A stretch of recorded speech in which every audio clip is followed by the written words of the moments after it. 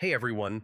In this quick walkthrough, I'm going to show you how to archive and unarchive your emails in Gmail in 2026.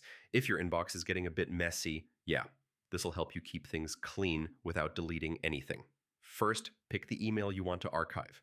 You can click it to open it, or just select it from the inbox list. Now click the archive icon at the top.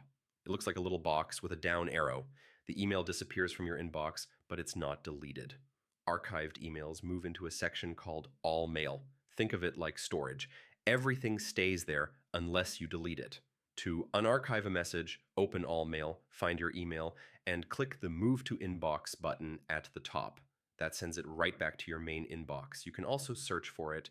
Just type something like the sender's name or a keyword, open the email, and hit Move to Inbox. Super quick, especially if you have tons of messages. On the Gmail app, you can archive by just swipe the email left or right, depending on your settings, and it gets archived instantly. To unarchive on your phone, open the menu, tap All Mail, open the message, and tap the three dots. Then choose Move to Inbox, and that's it. Archiving and unarchiving in Gmail is super simple once you get the hang of it.